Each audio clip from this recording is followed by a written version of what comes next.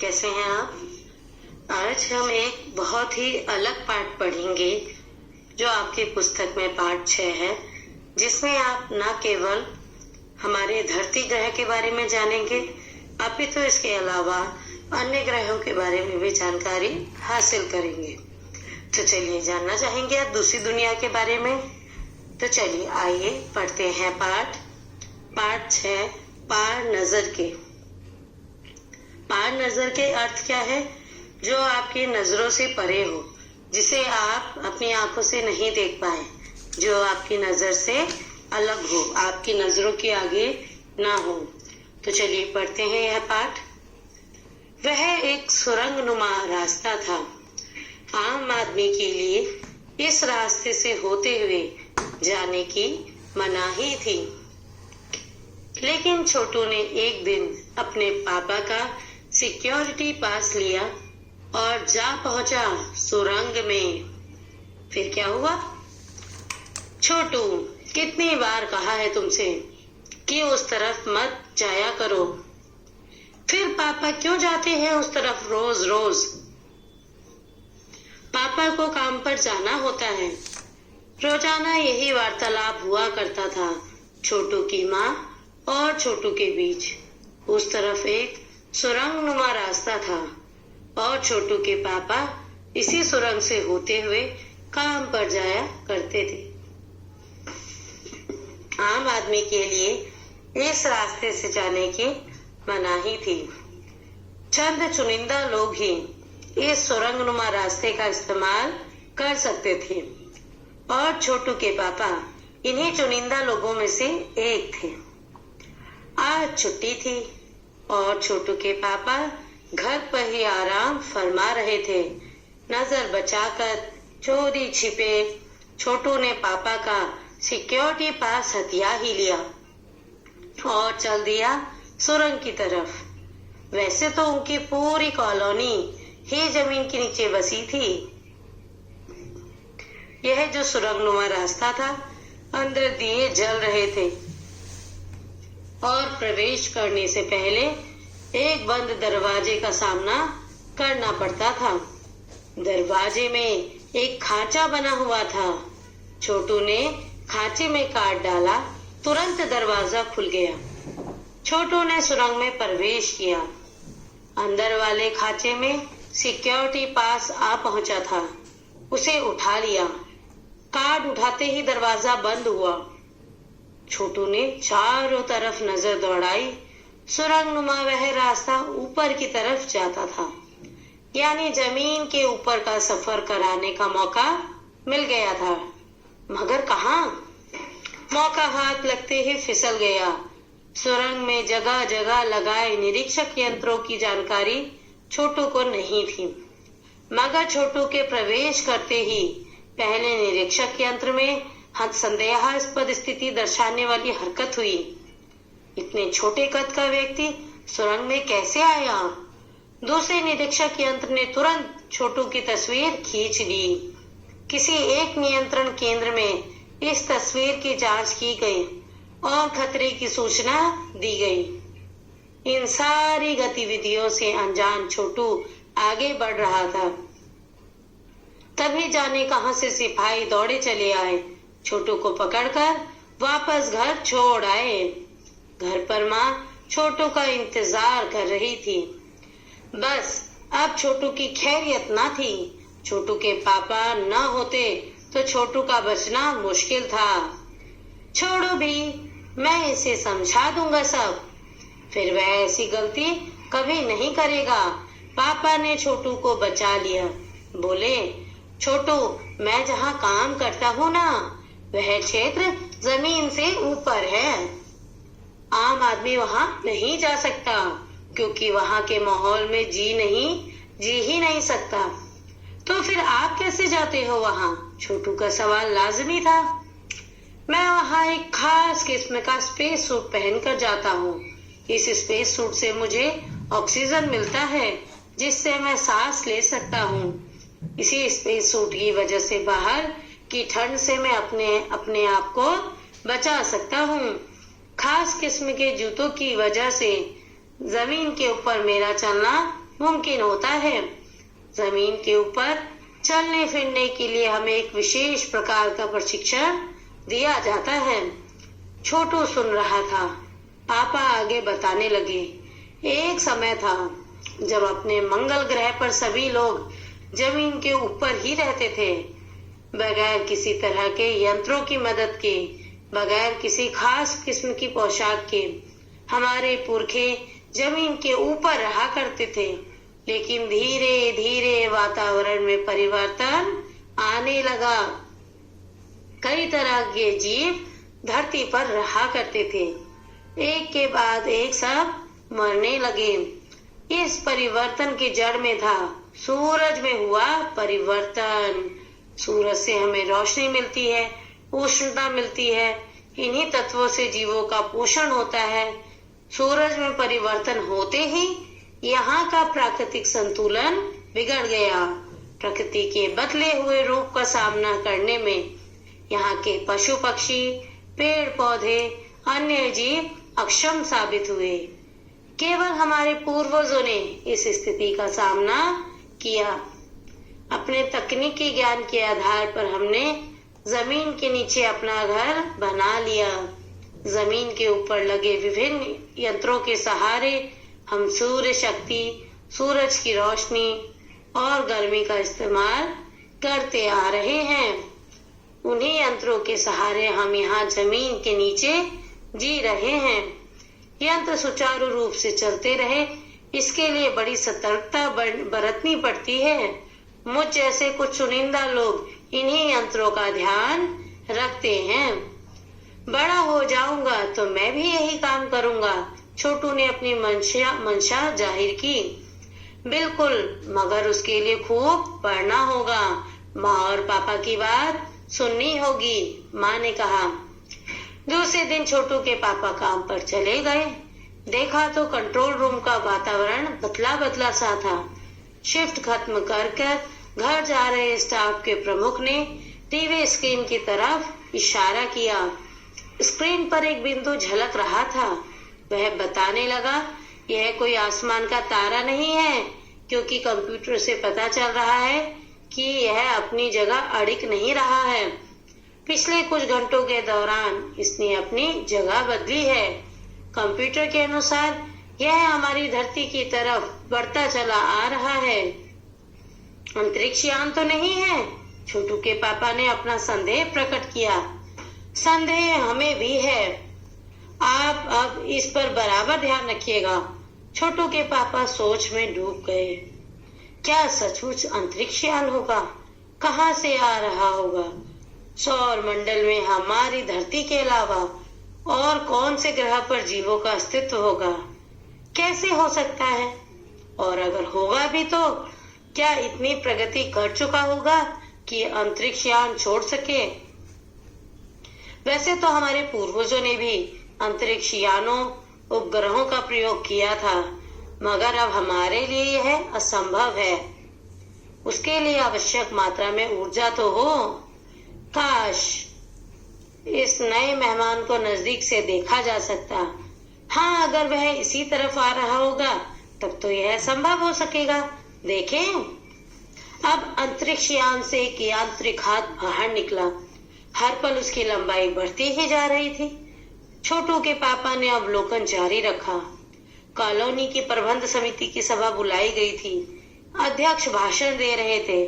हाल ही में मिली जानकारी से पता चलता है कि 2 अंतरिक्ष यान हमारे मंगल ग्रह की तरफ बढ़ते चले आ रहे हैं। इनमें से एक अंतरिक्ष यान हमारे गिर्द चक्कर काट रहा है। कंप्यूटर के अनुसार ये अंतरिक्ष यान नजदीक के ही किसी ग्रह से छोड़े गए हैं। ऐसी हालत में हमें क्या करना चाहिए? इसकी कोई सुनिश्चित योजना बनानी जरूरी है। नंबर 1, आपका क्या ख्याल है? कॉलोनी की सुरक्षा की पूरी जिम्मेदारी नंबर 1 पर थी। उन्होंने कुछ कागज समेटते हुए बोलना आरंभ किया। इन दोनों अंतरिक्ष यानों को जलाकर खाक कर देने की क्षमता हम रखते हैं, मगर इससे हमें कोई जानकारी हासिल नहीं हो सकेगी। अंतरिक्ष यान बेकार कर जमीन पर उतरने पर मजबूर कर देने वाले यंत्र हमारे पास नहीं है। हालांकि अगर ये यंत्रिक यान खुद ब खुद जमीन पर उतरते हैं तो उन्हें बेकार कर देने की क्षमता हमें अवश्य है। मेरी जानकारी के अनुसार इन अंतरिक्ष यानों में सिर्फ यंत्र हैं, किसी तरह के जीव इनमें सवार नहीं है। नंबर 1 की बात सही लगती है। नंबर 2 एक वैज्ञानिक थे। वे बोले, हालांकि यंत्रों को बेकार कर देने में भी खतरा है। इनके बेकार होते ही दूसरे ग्रह के लोग हमारे बारे में जान जाएंगे। इसलिए मेरी राय में हमें सिर्फ अवलोकन करते रहना चाहिए। जहां तक हो सके हमें अपने अस्तित्व को छिपाए ही रखना चाहिए, क्योंकि हो सकता है जिन लोगों ने अंतरिक्ष यान भेजे हैं वो कल को इनसे भी बड़े सक्षम अंतरिक्ष यान भेजे। हमें यहाँ का प्रबंध कुछ इस तरह रखना चाहिए जिससे इन यंत्रों को यह गलतफहमी हो कि इस जमीन पर कोई भी चीज इतनी महत्वपूर्ण नहीं है कि जिससे वे लाभ उठा सके। अध्यक्ष महोदय से मैं ये दरख्वास्त करता हूँ कि इस तरह का प्रबंध हमारे यहाँ किया जाए। नंबर 3 सामाजिक व्यवस्था का काम देखते थे। उनकी बात के जवाब में अध्यक्ष कुछ बोलने जा ही रहे थे कि फोन की घंटी बजी। अध्यक्ष ने चोंगा उठाया। एक मिनट बाद सभा को संबोधित करते हुए उन्होंने कहा, भाइयों, अंतरिक्ष यान क्रमांक 1 हमारी जमीन पर उतर चुका है। वह दिन छोटू के लिए बड़ा ही महत्वपूर्ण दिन था। पापा उसे कंट्रोल रूम ले गए थे। यहाँ से अंतरिक्ष यान क्रमांक 1 साफ नजर आ रहा था। कैसा अजीब लग रहा है यहाँ। इसके अंदर क्या होगा पापा? छोटू ने पूछा। अभी नहीं बताया जा सकता, दूर से ही उसका निरीक्षण जारी है।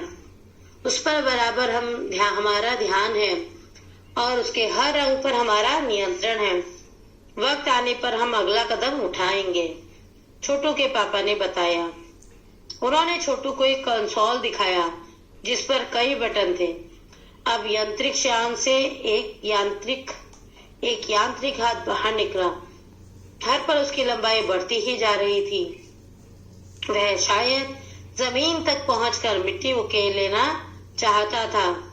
सब लोग स्क्रीन पर दिखाई दे रही अंतरिक्ष यान की इस हरकत को ध्यान से देख रहे थे। सिवा एक के उसका ध्यान कहीं और ही था। छोटू का सारा ध्यान था कंसोल पैनल पर। कंसोल का एक बटन दबाने की अपनी इच्छा को वह रोक नहीं पाया। वह लाल लाल बटन उसे बरबस अपनी तरह खींच रहा था और सहसा खतरे की घंटी बजी।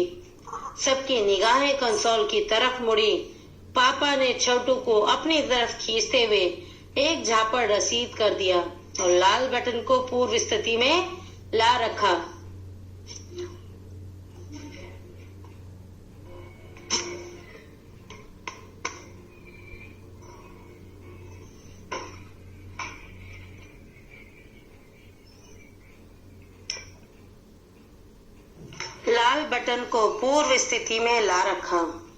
मगर उस तरफ अब अंतरिक्ष यान की उस यांत्रिक हाथ की हरकत सहसा रुक गई थी। यंत्र बेकार हो गया था। उधर पृथ्वी पर national aeronautics and space administration NASA द्वारा प्रस्तुत वक्तव्य ने सबका ध्यान अपनी तरफ आकर्षित कर लिया। मंगल की धरती पर उतरा हुआ अंतरिक्ष यान वाइकिंग अपना निर्धारित कार्य कर रहा है। हालांकि किसी अज्ञात कारणवश अंतरिक्ष यान का यांत्रिक हाथ बेकार हो गया है। नासा के तकनीशियन इस बारे में जांच कर रहे हैं तथा इस यांत्रिक हाथ को दुरुस्त करने के प्रयास भी जारी हैं। इसके कुछ ही दिनों बाद पृथ्वी के सभी प्रमुख अखबारों में छपा। नासा के तकनीशियनों को रिमोट कंट्रोल के सहारे वाइकिंग को दुरुस्त करने में सफलता मिली है। यांत्रिक हाथ ने अब मंगल की मिट्टी के विभिन्न नमूने इकट्ठे करने का काम आरंभ कर दिया है। पृथ्वी के वैज्ञानिक मंगल की इस मिट्टी का अध्ययन करने के लिए बड़े उत्सुक थे। उन्हें उम्मीद थी कि इस मिट्टी के अध्ययन से इस बात का पता लगाया जा सकेगा कि क्या मंगल ग्रह पर भी पृथ्वी की ही तरह जीव सृष्टि का अस्तित्व है? यह प्रश्न आज भी एक रहस्य है। तो देखिए, यह था पाठ। अब तो आपको यह समझ में आ गया होगा कि किस ग्रह के बारे में है, मंगल ग्रह के बारे में। जिस प्रकार धरती ग्रह पर हम जीवन संभव है, हम सब धरती पर रहते हैं, उसी प्रकार यह मंगल ग्रह के बारे में आपको जानकारी दे रहा है। और यह पाठ किसने लिखा है? जयंत विष्णु नांदीकर द्वारा यह लेख लिखा गया है और इसे मराठी से अनुवाद किया है रेखा देशपांडे ने। तो चलिए इस पाठ का अर्थ समझते हैं। मंगल ग्रह के बारे में क्या कहना चाह रहे हैं। एक सुरंगनुमा रास्ता था। आम आदमी के लिए इस रास्ते से जाने की मनाही थी, लेकिन जो छोटू के पापा थे, एक लड़का था छोटू, उसके पापा थे, वो अक्सर उस रास्ते से जाते थे। वह रोज उस रास्ते से जाते थे और उन्हें एक सिक्योरिटी पास मिला हुआ था। तो एक दिन छोटू ने सोचा, क्यों ना मैं भी सिक्योरिटी पास से इस सुरंग में जाकर देखूं। तो उसने अपने पापा का सिक्योरिटी पास उठाया और निकल पड़ा उस सुरंग के अंदर। उस सुरंग नुमा रास्ते में जब वह गया तो उसने सबसे पहले उसने काट डाला। आज छुट्टी थी और छोटू के पापा घर पर ही आराम फरमा रहे थे। तो उसने नजर बचाकर छोटू ने अपने पापा का सिक्योरिटी पास हथिया लिया यानी ले लिया और चल दिया सुरंग की तरफ। वैसे तो उनकी पूरी कॉलोनी ही जमीन के नीचे बसी थी। अब देखिए, मंगल ग्रह की बात हो रही है। जो इनकी कॉलोनी थी छोटू की, जिसमें सब लोग रहते थे, वह जमीन के नीचे बसी हुई थी। और जो सुरंगनुमा रास्ता था, उसके अंदर दिए जल रहे थे और प्रवेश करने से पहले एक बंद दरवाजे का सामना करना पड़ता था। और दरवाजे में एक खांचा बना हुआ था, एक डिजाइन बना हुआ था, खांचा बना हुआ था। उस खांचे में काट डालना पड़ता था। जैसे ही छोटू ने वो काट डाला, तुरंत दरवाजा खुल गया। छोटू ने सुरंग में प्रवेश किया। अंदर वाले खांचे में सिक्योरिटी पास आ पहुंचा था, उसे उठा लिया और काट उठाते ही दरवाजा बंद हो गया। छोटू ने चारों तरफ नजरें दौड़ाई तो सुरंगनुमा रास्ता ऊपर की तरफ जाता था, यानी जमीन के ऊपर का सफर कर आने का उसे मौका मिल गया था। मगर कहाँ, मौका हाथ लगते ही फिसल गया। सुरंग में जगह जगह लगाए निरीक्षक यंत्रों की जानकारी छोटू को नहीं थी। जैसे ही उसने प्रवेश किया सुरंग के भीतर, तो निरीक्षक यंत्र में संदेहास्पद यानी कुछ शक, कुछ खतरे की घंटियां बजने लगी, जिससे और एक यंत्र ने उसकी फोटो खींच दी, तस्वीर खींच दी और खतरे की सूचना दे दी। लेकिन ये इन सब बातों से छोटू अनजान था। तभी न जाने कहां से सिपाही दौड़े आए और छोटू को पकड़कर उसके घर छोड़ा। और छोटू को पता था उसकी मम्मी घर पर इंतजार कर रही है और अब छोटू की खैरियत ना थी। मम्मी उसे बहुत डांटती, किंतु पापा ने सब संभाल लिया और पापा ने उसे बोला कि छोड़ो भैया, मैं इसे समझा दूंगा और फिर अब वह गलती नहीं करेगा। पापा ने छोटू को बचा लिया। बोले, छोटू, मैं जहाँ काम करता हूँ ना, वह क्षेत्र जमीन के ऊपर है और वहाँ आम आदमी नहीं जा सकता है, क्योंकि वह वहाँ के माहौल में जी ही नहीं पाएगा। तो छोटू बोला, तो आप कैसे जाते हैं वहाँ? उन्होंने बोला कि मैं खास किस्म का स्पेस सूट पहनकर जाता हूँ और खास तरह के जूते पहनकर जाता हूँ, बूट पहनकर, जिसके कारण मैं वहाँ की धरती पर चल पाता हूँ। और जमीन के ऊपर चलने फिरने के लिए हमें एक विशेष प्रकार का प्रशिक्षण, ट्रेनिंग दी जाती है। छोटू सुन रहा था। पापा आगे बताने लगे कि एक समय था हम सब मंगल ग्रह पर एक साथ जमीन के ऊपर ही रहते थे, लेकिन जैसे जैसे सूरज में परिवर्तन हुआ, सूरज से हमें रोशनी मिलती है, उष्णता मिलती है, गर्मी मिलती है। इन्हीं तत्वों से जीवन का पोषण होता है। जिस प्रकार जैसे जैसे सूरज में परिवर्तन होता गया, यहाँ का प्राकृतिक संतुलन बिगड़ता गया और प्रकृति के बदलते हुए रूप का सामना करने में यहाँ के पशु पक्षी, पेड़ पौधे सब नाकामयाब रहे। केवल हमारे पूर्वजों ने इस स्थिति का सामना किया। अपने तकनीकी ज्ञान के आधार पर हमने जमीन के नीचे अपना घर बना लिया और जमीन के ऊपर लगे विभिन्न यंत्रों के सहारे हम सूर्य की शक्ति, सूरज की रोशनी और गर्मी का इस्तेमाल जमीन के नीचे से ही कर ले रहे हैं। उन्हें यंत्रों के सहारे हम यहाँ जमीन के नीचे जी पा रहे हैं और यंत्र सुचारू रूप से चलते रहे, इसके लिए हम सबको सतर्कता बरतनी पड़ती है। मुझ जैसे कुछ चुनिंदा लोग इन यंत्रों का ध्यान रखते हैं, यानी छोटू के पापा इन्हीं प्रकार के यंत्रों का ध्यान रखते थे। बड़ा हो जाऊंगा तो मैं भी यही काम करूंगा, छोटू ने अपने पिताजी को बोला। बिल्कुल, मगर उसके लिए तुम्हें खूब पढ़ना होगा और माँ की और पापा की बात सुननी होगी, छोटू की माँ ने कहा। दूसरे दिन छोटू के पापा काम पर चले गए। देखा तो कंट्रोल रूम का वातावरण बदला बदला सा था। शिफ्ट खत्म करके घर जा रहे स्टाफ के प्रमुख ने टीवी स्क्रीन की तरफ इशारा किया। वहां पर कुछ स्क्रीन कुछ बदली हुई सी थी। वहां पर एक ऐसी चमकती हुई चीज कुछ घंटों के दौरान बार बार अपनी जगह बदल रही थी और कंप्यूटर के अनुसार वह चीज धरती की तरफ ही बढ़ता चला जा रहा था। किसकी धरती? उनकी धरती, यानी छोटू की धरती, यानी मंगल ग्रह की ओर बढ़ता चला आ रहा था। कहीं यह अंतरिक्ष यान तो नहीं है? छोटू के पापा ने शक जाहिर किया, संदेह प्रकट किया। तो संदेह हमें भी है, आप इस पर बराबर ध्यान रखिएगा। छोटू के पापा सोच में डूबे हुए थे और सोच रहे थे, क्या सचमुच ये अंतरिक्ष यान होगा? कहाँ से आ रहा होगा? सौर मंडल में हमारी धरती के अलावा कौन से ग्रहों पर जीवों का अस्तित्व होगा? वह सोच रहे हैं कि मंगल ग्रह के अलावा और जाने किस पर अस्तित्व होगा, यानी जिस पर लोग जीवित रह सकते हैं। कैसे हो सकता है? और अगर होगा भी तो क्या इतनी प्रगति कर चुका होगा कि अंतरिक्ष यान छोड़ सके? वैसे तो हमारे पूर्वजों ने भी अंतरिक्ष यानों उपग्रहों का प्रयोग किया था, मगर अब हमारे लिए यह असंभव है। उसके लिए आवश्यक मात्रा में ऊर्जा तो हो। काश इस नए मेहमान को नजदीक से देखा जा सकता। अगर वह इसी तरफ आ रहा होगा तो यह संभव हो पाएगा। अब यांत्रिक यान से एक यांत्रिक हाथ बाहर निकला। यांत्रिक हाथ यानी एक उसी यंत्र का हाथ बाहर निकला, किसी इंसान का हाथ नहीं था। जो यंत्र था, अंतरिक्ष यान था, उसी का हाथ था। शायद वह मंगलयान से मिट्टी उठाना चाह रहा हो। उसी के अंतरिक्ष यान हमारे इर्द गिर्द चक्कर काट रहा है, यानी मंगलयान के इर्द गिर्द चक्कर काट रहा है। शायद उसकी मिट्टी उठाने की सोच रहा हो। अब कॉलोनी की सुरक्षा की पूरी जिम्मेदारी नंबर 1 पर थी।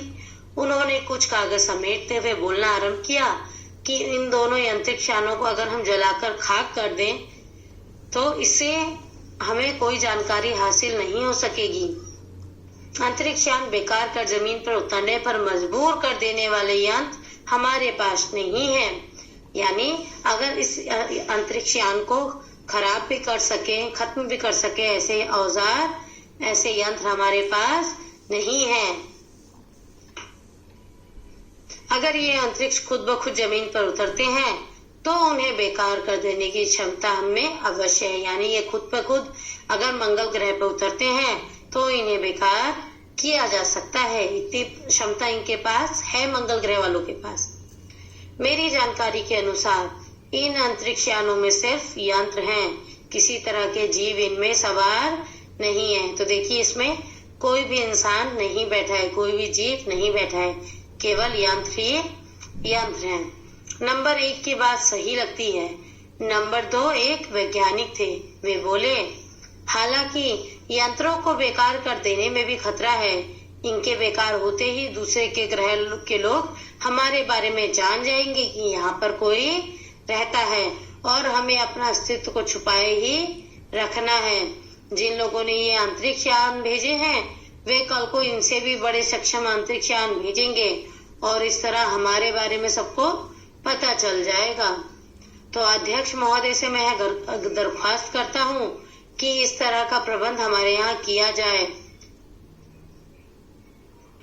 नंबर 3 सामाजिक व्यवस्था का काम देखते थे। उनकी बात के जवाब में अध्यक्ष कुछ बोलने ही जा रहे थे कि फोन की घंटी बजी। अध्यक्ष ने चोंगा उठाया। 1 मिनट बाद सभा को संबोधित करते हुए उन्होंने कहा, भाइयों, अंतरिक्ष यान क्रमांक 1 हमारी जमीन पर उतर चुका है। वह दिन छोटू के लिए बड़ा ही महत्वपूर्ण था। पापा उसे कंट्रोल रूम ले गए थे। यहाँ से अंतरिक्ष यान क्रमांक 1 साफ नजर आ रहा था। कैसा अजीब लग रहा था यहाँ। इसके अंदर क्या होगा पापा? छोटू ने पूछा। तो छोटू के पापा ने बोला, अभी नहीं बताया जा सकता, दूर से ही इसका निरीक्षण जारी है।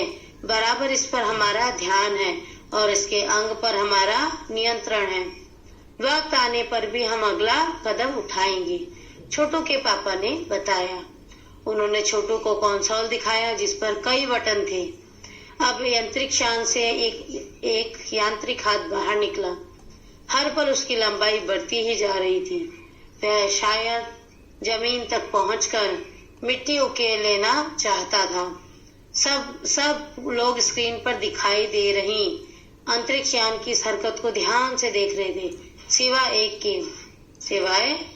के। और वो एक कौन था? छोटू। बिल्कुल सही, उसका ध्यान कहीं और ही था। छोटू का सारा ध्यान था कंसोल पैनल पर बना एक लाल बटन बार बार उसे अपनी तरफ खींच रहा था और सहसा खतरे की घंटी बजी। सबकी निगाहें कंसोल की तरफ मुड़ी।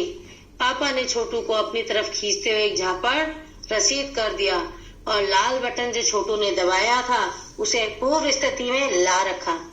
मगर उस तरफ अब अंतरिक्ष यान के उस यांत्रिक हाथ की हरकत सहसा रुक गई थी। यंत्र बेकार हो गया था।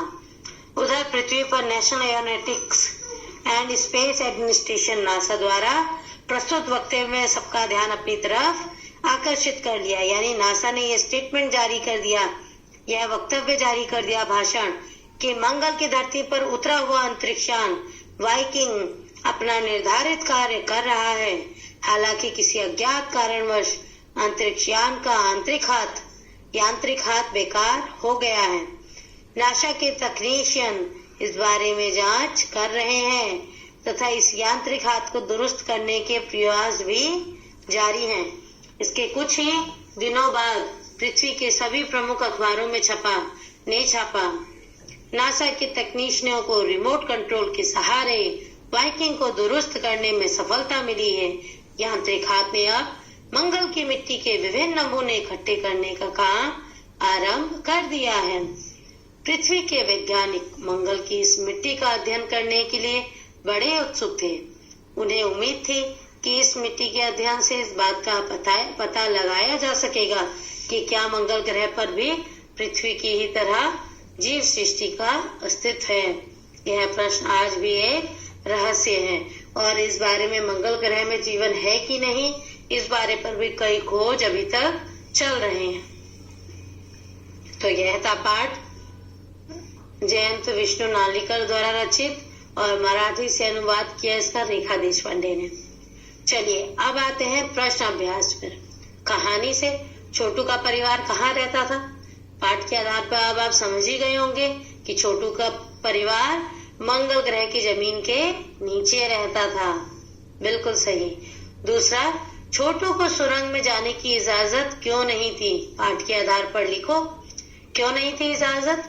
क्योंकि वह वहां पर, बताइए, सुरंग में जाने की इजाजत क्यों नहीं थी? क्योंकि सुरंग में जाने के लिए विशेष प्रकार के कपड़े, जूते और प्रशिक्षण की जरूरत थी। क्योंकि वह सुरंग ऊपर जमीन के ऊपर जाकर खुलती थी और जमीन के ऊपर चढ़ने के लिए विशेष स्पेस सूट, बूट और विशेष प्रशिक्षण की आवश्यकता थी, जो कि छोटू के पास नहीं था। इसीलिए छोटू को सुरंग में जाने की इजाजत नहीं थी। बहुत अच्छे। अब देखिए तीसरा, कंट्रोल रूम में जाकर छोटू ने क्या देखा और वहां उसने क्या हरकत की? क्या देखा छोटू ने वहां जाकर?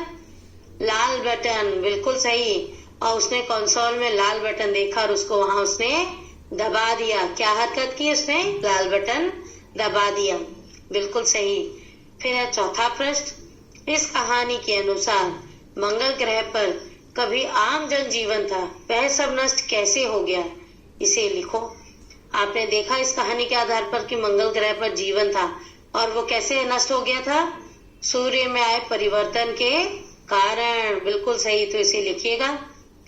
फिर पांचवा, कहानी में अंतरिक्ष यान को किसने भेजा था और क्यों? किसने भेजा था? नासा ने भेजा था। वेरी गुड, बहुत अच्छे। और क्यों भेजा था? मंगल ग्रह में जीवन है कि नहीं, वहां से मिट्टी कलेक्ट करने, मिट्टी उठाने वहां की, और उसके ऊपर शोध करने के लिए कि वहां पर जीवन संभव है कि नहीं। बिल्कुल सही। फिर आते हैं प्रश्न 6 पर। नंबर 1, नंबर 2 और नंबर 3 अजनबी से निपटने के कौन से तरीके सुझाते हैं और क्यों। देखिए नंबर 1 ने क्या बताया था, देखिए पाठ में क्या बोला था नंबर 1 ने, पढ़िए किताब में।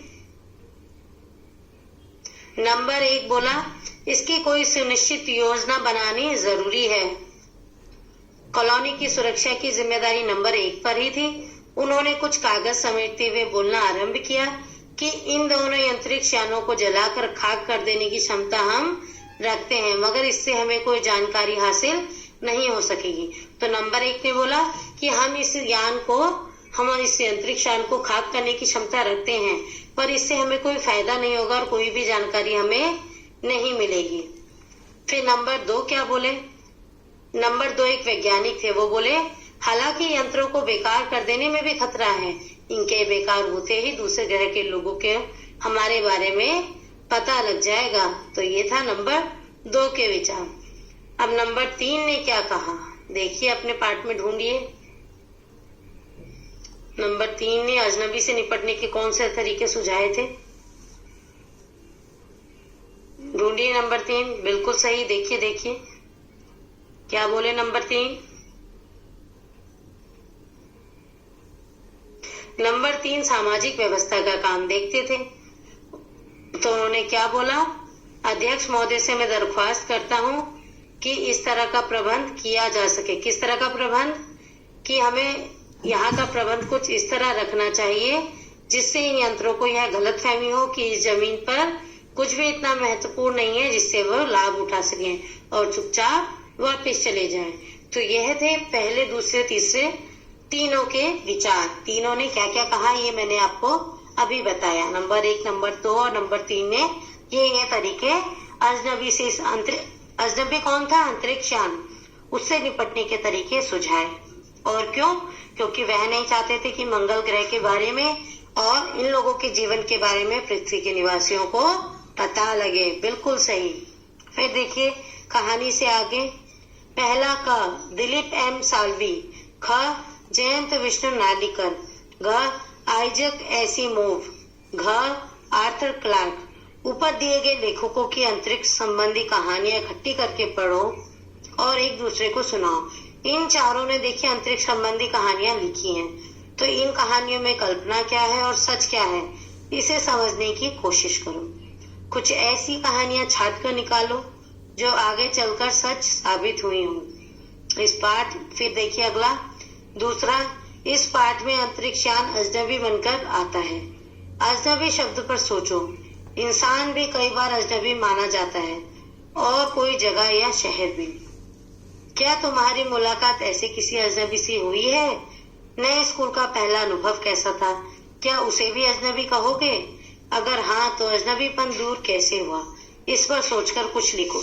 आप अपने नए स्कूल में गए, तब वह स्कूल आपके लिए अनजान था, वहाँ के बच्चे आपके लिए अजनबी थे, लेकिन धीरे धीरे आप उस स्कूल में, उस वातावरण में समझी से आपने बैठाया, आप उसमें घुले मिले और आपने नए दोस्त बनाए, और नए दोस्त बनाकर उनके साथ टाइम बिताकर, समय बिताकर आपका अजनबीपन दूर हो गया, है ना? तो आप भी इस प्रकार लिखिएगा। फिर है अनुमान और कल्पना। पहला, यह कहानी जमीन के अंदर की जिंदगी का पता देती है। जमीन के ऊपर मंगल ग्रह पर सब कुछ कैसा होगा, इसकी कल्पना करो और लिखो। दूसरा, मान लो कि तुम छोटू हो और यह कहानी किसी को सुना रहे हो, तो कैसे सुनाओगे? सोचो और मैं शैली में यह कहानी सुनाओ, यानी आप मैं कह के, आप बात सुना रहे हो तो आप मैं कहकर सुनाओगे, ठीक है? फिर है भाषा की बात। वार्तालाप शब्द वार्ता जमा आलाप के योग से बना है। यहाँ वार्ता के अंत का आ और आलाप के आरंभ का आ मिलने से जो परिवर्तन हुआ उसे संधि कहते हैं। नीचे लिखे कुछ शब्दों में किन शब्दों की संधि है? शिष्टाचार, श्रद्धांजलि, दिनांक, उत्तरांचल, सूर्यास्त, अल्पाहार। तो इसमें देखिए किन किन शब्दों की संधि है और इसे कीजिएगा। फिर है दूसरा, कार्ड उठाते ही दरवाजा बंद हुआ। यह बात हम इस तरीके से भी कह सकते हैं, जैसे ही कार्ड उठाया दरवाजा बंद हो गया। ध्यान दो कि इन दोनों वाक्यों में क्या अंतर है। ऐसे वाक्यों के 3 जोड़े तुम स्वयं सोचकर लिखो। फिर है तीसरा, छोटू ने चारों तरफ नजर दौड़ाई। छोटू ने चारों तरफ देखा। उपयुक्त वाक्यों में समानता होते हुए भी अंतर है। देखिए, दोनों वाक्यों में एक समान बात कह रहे हैं, पर नजर दौड़ाई और देखा, दोनों में अंतर है। मुहावरे वाक्यों को विशिष्ट कर देते हैं। पहले वाले में नजरें दौड़ाई या नजर दौड़ाई मुहावरा है, जबकि चारों तरफ देखा यह बात साधारणता कही गई है। तो बातों को, अपने वाक्यों को विशिष्ट अर्थ देने हेतु हमें मुहावरों का प्रयोग करना होता है। ऐसा ही मुहावरा पहली पंक्ति में दिखाई देता है। नीचे दिए गए वाक्यांशों में नजर के साथ अलग अलग क्रियाओं का प्रयोग हुआ है, जिनसे मुहावरे बने हैं। इनके प्रयोग से वाक्य बनाओ। नजर पड़ना, नजर आना, नजर रखना, नजरें नीची होना। तो देखिए, सब नजर से संबंधित है और चारों के अर्थ अलग अलग है। नजर पड़ना यानी किसी चीज पर दृष्टि जाना, और नजर आना मतलब दिखाई देना, और नजर रखना मतलब किसी पे अपनी नजर रखना यानी किसी की जासूसी करना, और नजरें नीची होना यानी शर्म से नजरें नीची होना या कुछ गलत काम करना तब नजरें नीची होना। ठीक है, या किसी की इज्जत में नजरें नीचे झुकना। फिर है चौथा, नीचे एक ही शब्द के 2 रूप दिए गए हैं, एक संज्ञा है और दूसरा विशेषण है। वाक्य बनाकर समझो और बताओ कि इनमें से कौन से शब्द संज्ञा है और कौन से विशेषण। देखिए, आकर्षक और आकर्षण, प्रेरणा, प्रेरक, प्रभाव, प्रभावशाली, प्रतिभाशाली और प्रतिभा, इनमें एक शब्द संज्ञा है और एक विशेषण है। आपको इनके ऊपर वाक्य बनाना है। ठीक है, तो मैं आशा करती हूँ आपको सबको यह पाठ अच्छे से समझ में आया होगा। तो आप इसे करिएगा पूरा, और तब तक मैं लेती हूँ आपसे विदा। फिर मिलते हैं अगले पाठ के साथ। धन्यवाद।